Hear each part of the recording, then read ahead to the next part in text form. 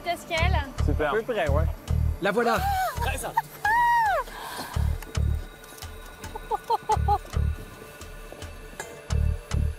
Il faut éviter de lui parler quand il prépare son arbalète. Il doit rester concentré. Rassurez-vous, ceci n'est pas une partie de chasse à la baleine. C'est même tout le contraire. Avec ce chercheur, nous allons collecter des données pour mieux la protéger. En effet, au Canada comme partout ailleurs, de nombreux dangers pèsent sur les cétacés. Lesquels? C'est ce que nous allons tenter de comprendre aujourd'hui avec les scientifiques du parc marin du Saguenay-Saint-Laurent. Nous aurons peut-être la chance de voir de très près des petits rorquals. J'en ai déjà le cœur qui bat. J'ai vu 2 fois des baleines dans ma vie et c'est toujours un grand moment d'émotion. Bonjour. Oui, comme number one, bonjour. Dans le monde, de nombreuses espèces de baleines sont devenues extrêmement rares. La baleine franche de l'Atlantique Nord, ou baleine noire par exemple, fait partie des plus menacées. Elle peut atteindre 18 mètres de long et se déplace avec lenteur, ce qui la rend d'autant plus vulnérable. On estime qu'il en reste 450 dans le monde, dont 100 femelles en âge de se reproduire. L'espèce pourrait bien disparaître avant la fin de ce siècle. Dans le Nouveau-Brunswick, sur la petite île de Campobello, un homme a décidé d'agir pour empêcher cette tragédie. Mackie Green, pêcheur de homards. J'ai grandi sur cette île et j'ai pêché toute ma vie. Mais en été, l'activité ralentit un peu. Alors j'ai décidé d'organiser des sorties d'observation de baleines pour les touristes. Et je suis tombé amoureux de ces animaux si intelligents. Les baleines reviennent chaque année dans la baie, on finit par les reconnaître. Il y en a une qu'on observe depuis 20 ans. Et elle aussi s'habitue à toi avec le temps. C'est pour ça que sur mon bateau, personne ne pilote à part moi. Si on fait une fausse manœuvre, on risque d'effrayer les baleines. Lors des excursions, Mackie essaye de sensibiliser les visiteurs à la situation particulièrement critique des baleines noires.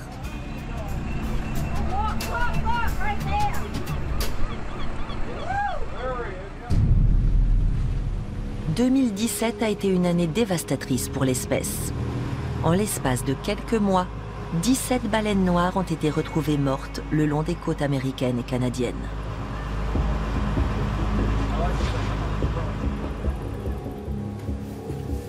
Sept d'entre elles ont été examinées et 2 causes de mortalité se détachent.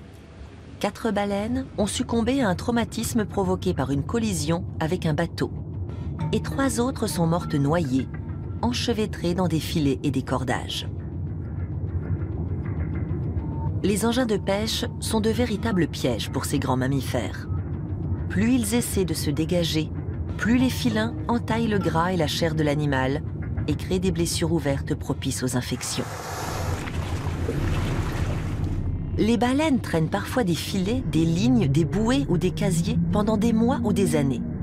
Ce poids supplémentaire les ralentit et les affaiblit considérablement. Elles finissent par mourir de faim ou d'épuisement. Pour Mackie Green, il fallait absolument s'attaquer au problème. Des baleines empêtrées, ça fait longtemps qu'on en voit ici. Et personne ne s'en occupait vraiment. Alors, on s'est réunis avec quelques confrères et mon partenaire Joe Howlett, et on a décidé de monter une équipe de sauvetage des baleines, ici, dans notre région. Dès qu'une baleine en difficulté est signalée, Mackie et ses collègues partent immédiatement à sa recherche pour tenter de la libérer de ses entraves.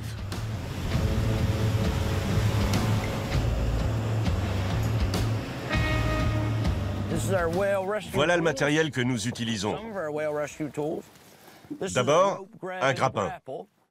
On s'approche le plus près possible de l'animal, on lance le grappin et on essaye de trouver une prise sur les engins de pêche qu'il a sur le dos.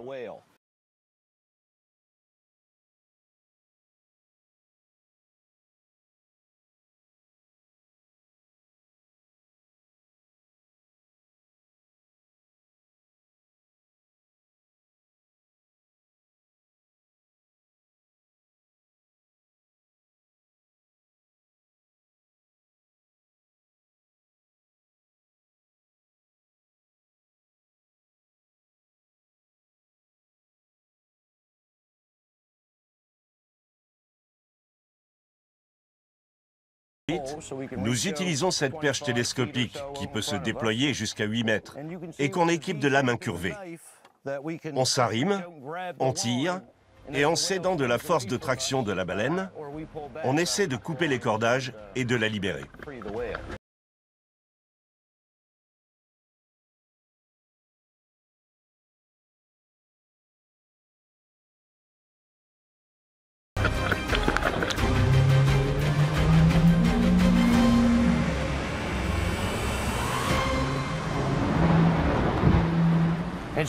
Libérer une baleine, c'est quelque chose de phénoménal. Ça procure un sentiment d'euphorie incroyable. On a envie de sauter du bateau en criant « Yeah !» Même si les hommes ont de nombreuses victoires à leur actif, ces interventions restent extrêmement dangereuses. Mackie en a fait la douloureuse expérience. En 2017, son ami Joe Howlett, cofondateur de l'équipe de sauvetage, est heurté par la nageoire caudale de la baleine qu'il vient de libérer et meurt sur le coup. Joe était un type formidable et un grand professionnel. Après toutes ces années de collaboration, on n'avait même plus besoin de se parler pour se comprendre. On se connaissait par cœur. Suite à cet accident tragique, le gouvernement canadien suspend les opérations de sauvetage de cétacés.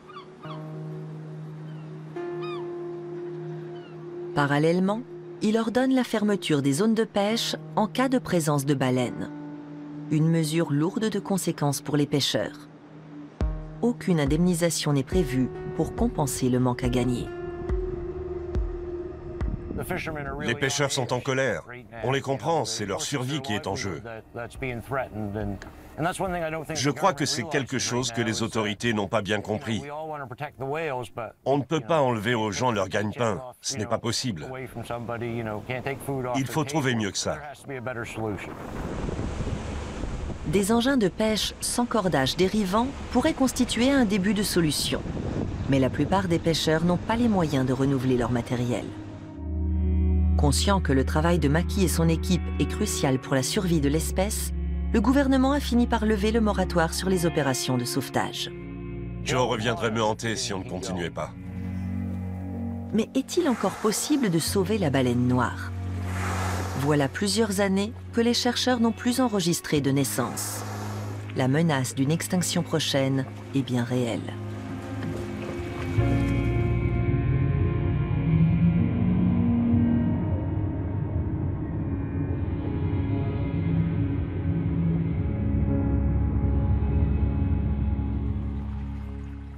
Les causes du déclin des baleines sont nombreuses.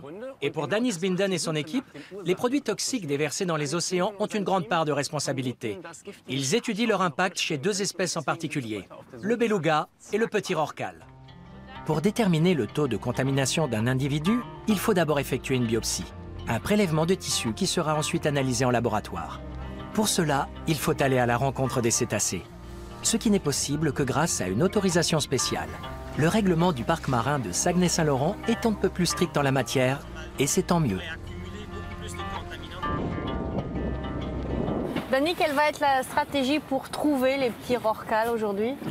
La stratégie d'habitude, c'est de fréquenter un secteur qu'on trouve les petits rorquals normalement. Et c'est lié à la distribution de la nourriture. Pendant l'approche, on prend une photo où, avec les jumelles, c'est des fois même plus facile de voir la dorsale. Et on peut regarder la dorsale avec les jumelles, on peut essayer? Oui, ben, si vous voulez essayer. Oui. Et c'est en observant la dorsale qu'on va pouvoir identifier les rorquals, c'est ça? Oui. Ça fait près de 20 ans maintenant qu'on suit les petits rorquals dans le Saint-Laurent. Il y a beaucoup d'animaux qui ont été empêtrés dans des filets de pêche. Et on voit les cicatrices de ça sur la dorsale. Des fois, ils ont peut-être frappé un morceau de bois à la surface, ça peut arriver. Donc, il y a des animaux qui ont des marques. Et la dorsale, étant donné qu'elle est la partie vraiment la plus haute de l'animal, le moment qu'il fait surface, un petit rorqual, il peut se blesser. Et ça nous permet de les identifier.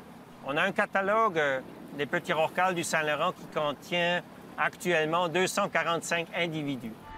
Ma mission, c'est donc de photographier cette fameuse nageoire dorsale. Là! Ah. À gauche. Oui, en voilà un.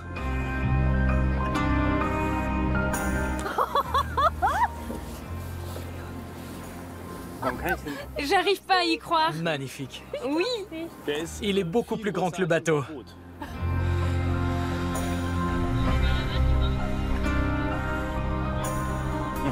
On a tout juste 2-3 secondes pour les voir. À peine sorti de l'eau, il disparaît à nouveau. Oh zut. J'ai loupé. J'ai bien regardé, mais trop tard.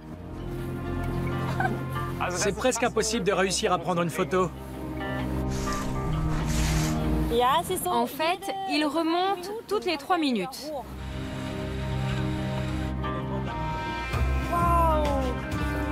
J'ai toujours, moi, cette euphorie quand je vois comment c'est pour toi. Le début de la saison, ça me fait une émotion. Ça, c'est les animaux que j'aime le plus. Je travaille là-dessus depuis 20 ans.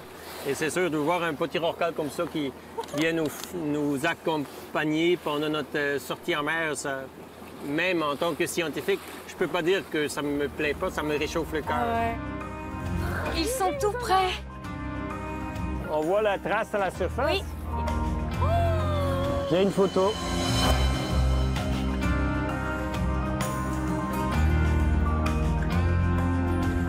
Je crois qu'elle est réussie. T'as vu ça, Adrian? Oui, regarde. J'ai eu la nageoire. Et on voit bien les détails. Bravo, Adrian. Alors, Dani, on a une petite photo. Peut-être on peut déjà identifier. Oui. On voit qu'il y a 2 petites morsures à l'aileron, c'est ça? Il y a 2 encoches en arrière, dans le bord arrière de la dorsale. Donc ça, c'est un indice. On va voir si on la trouve dans les animaux qu'on a biopsiés l'année d'avant ou l'année précédente. Ici, tu vois, ça, c'en est un qui a 2 encoches, mais tu vois que la forme des cicatrices n'est pas pareille. Donc, ça ne peut pas être le même animal. Mais est-ce qu'on peut dire qu'on n'a pas biopsié cet animal-là? Moi, actuellement, avec la photo que tu as, on peut dire que cet animal-là, on ne l'a pas. Si on le retrouve, ça serait un animal à biopsier. Super. Ça se précise là. Il faut qu'on arrive à retrouver ce petit rorqual et essayer de lui prélever un échantillon de tissu. D'après les scientifiques, un autre facteur pourrait être à l'origine de la hausse de la mortalité des baleines au Canada. La pollution sonore liée au trafic fluvial et maritime. Il y a bien longtemps que le Saint-Laurent n'est plus un long fleuve tranquille.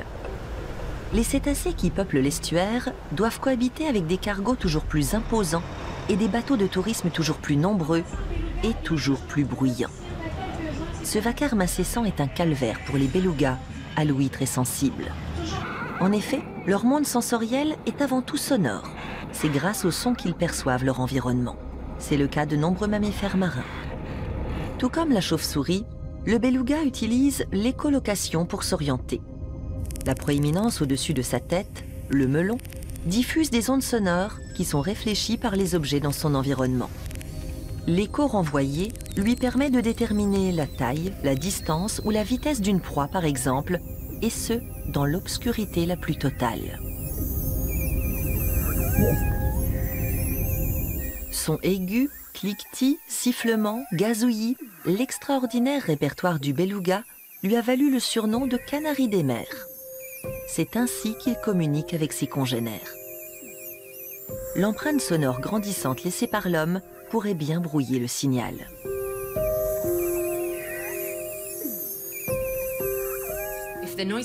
Quand l'environnement devient très bruyant, ils n'émettent plus aucun son jusqu'à ce que le bruit disparaisse. C'est logique. Imaginez que vous marchez dans la rue avec un ami. Vous bavardez et soudain, une ambulance passe. Vous vous bouchez les oreilles et vous arrêtez votre conversation, non? Eh bien, les belugas font la même chose. Facteur aggravant, le fjord du Saguenay, où se concentrent les populations de belugas, forme une sorte de cuvette, avec des parois abruptes.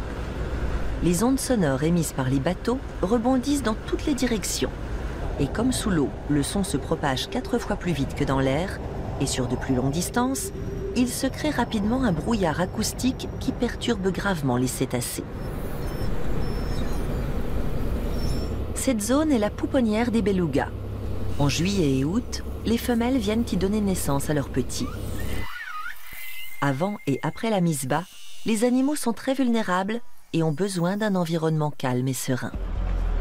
Mais la période estivale est aussi la haute saison du tourisme, avec son balai incessant de bateaux d'excursion et de plaisanciers. Les chercheurs ont découvert que les années où le trafic maritime était à son comble, la mortalité des baleineaux était inhabituellement élevée.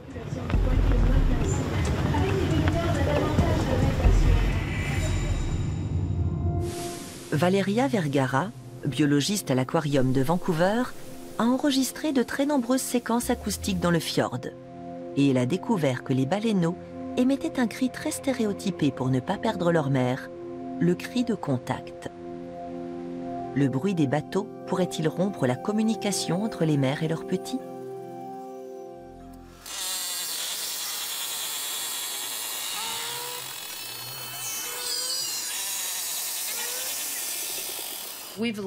Cela fait une dizaine d'années que nous essayons de comprendre le fonctionnement de ces cris de contact.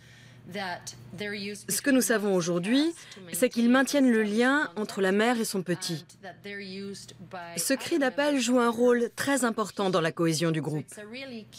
Je dirais même qu'il est crucial. D'après la chercheuse, le bruit des hélices d'un bateau, par exemple, est suffisant pour masquer ces cris de contact, émis à de très basses fréquences. Dans les eaux sombres et troubles du fjord, le petit et sa mère finissent par ne plus se retrouver. Livrés à eux-mêmes, les bébés belugas n'ont aucune chance de survie.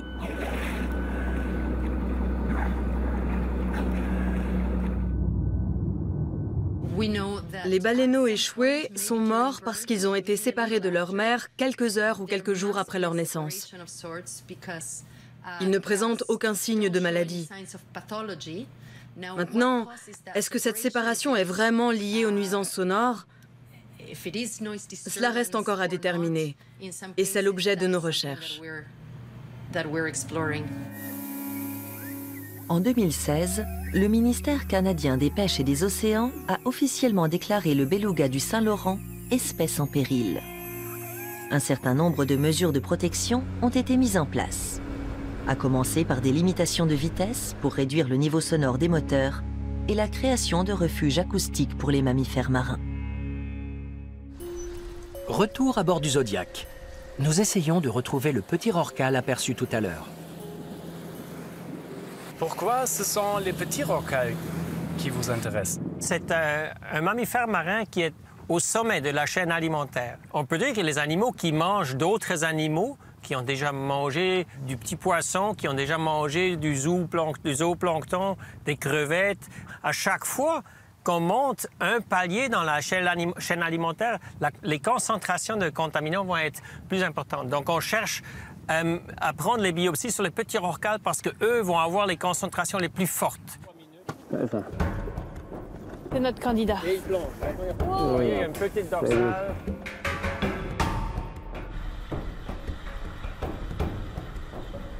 Donc là, c'est bien.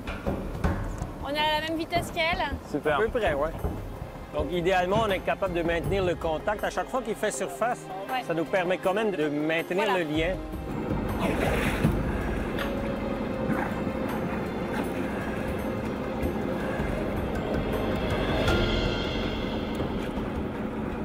Et est-ce qu'on ne dérange pas l'animal? C'est de la surprise parce que je ne peux pas annoncer à l'animal qu'on va le biopsier. Donc, lui, c'est peut-être moins la piqûre que l'impact parce que la flèche, elle part de mon arbalète à une vitesse de 240 km/h. C'est beaucoup. Ça va très vite. Et vous allez voir, la flèche, il y a un petit flotteur en avant. C'est le stopper en même temps qui empêche que la flèche pénètre trop profond ou trop profondément. Le comportement ne change pas beaucoup. Il change, mais à court terme. Toutes les données qu'on a jusqu'à date, c'est qu'au bout de 12-15 minutes, au plus tard, les animaux reprennent leur comportement normal.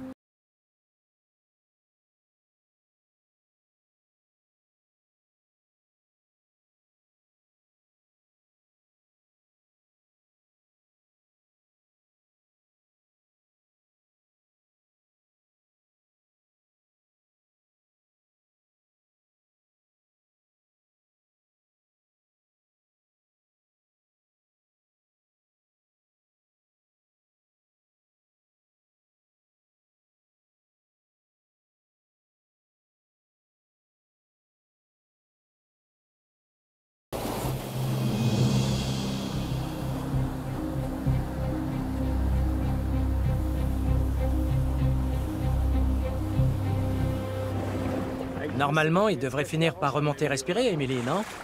Oui, mais là, je le vois plus. Il était pourtant bien là. Il y en avait même deux.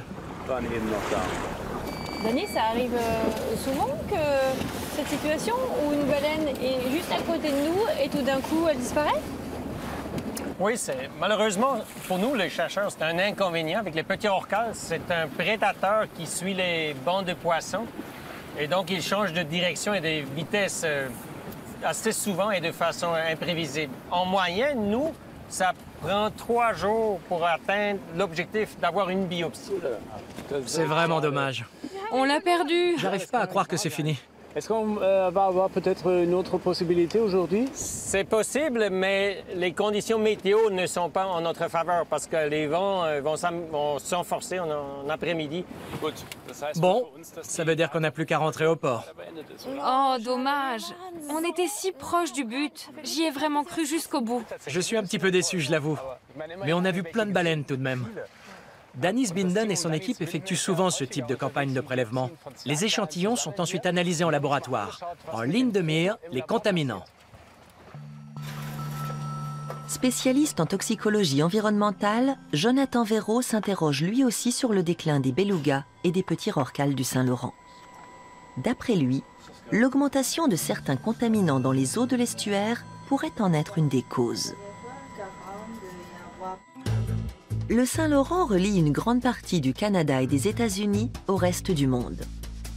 Il traverse des villes comme Chicago, Détroit, Toronto et Montréal. En chemin, il reçoit toutes les eaux usées des grands centres urbains et industriels qu'il finit par déverser dans son estuaire et dans l'habitat des baleines. Certaines substances toxiques s'accumulent dans le tissu adipeux des mammifères marins. Mais quel est réellement le taux de contamination des cétacés du Saint-Laurent? Pour le savoir, l'équipe de Jonathan Verreau examine les prélèvements de plus d'une 60aine de belugas et de petits rorquals. Les résultats sont alarmants. On retrouve un composé qui est particulièrement abondant dans les tissus des belugas. C'est le polybromodiphényl numéro 47, donc qui est très commun aussi dans le milieu marin. Les polybromodiphényléthers, les PBDE, sont utilisés comme retardateurs de flammes dans un grand nombre d'articles, comme les tapis, les meubles rembourrés ou les appareils électriques. Ils sont rejetés dans l'environnement par le biais des effluents. Et depuis quelques années, le Saint-Laurent en présente des concentrations inhabituellement élevées. Dans le même temps, on constate une hausse inquiétante de la mortalité postnatale des femelles belugas et de leurs nouveau-nés. D'après les chercheurs, c'est loin d'être une coïncidence. Ils soupçonnent les PBDE d'entraîner un dérèglement hormonal, ce qui peut occasionner des complications durant la gestation ou la mise bas. L'analyse de cétacés hautement contaminés a même permis de mettre en évidence d'importantes modifications génétiques. Ce qu'on a démontré, c'est qu'il y avait un lien entre les niveaux de retardateurs de flamme, et plus particulièrement les PPDE, et l'expression de gènes qui sont reliés à la régulation des hormones, principalement les hormones de reproduction ainsi que les hormones thyroïdiennes. Même si cette hypothèse n'a pas encore été formellement confirmée, tout semble indiquer que ces substances chimiques sont bel et bien en cause dans l'hécatombe de ces dernières années.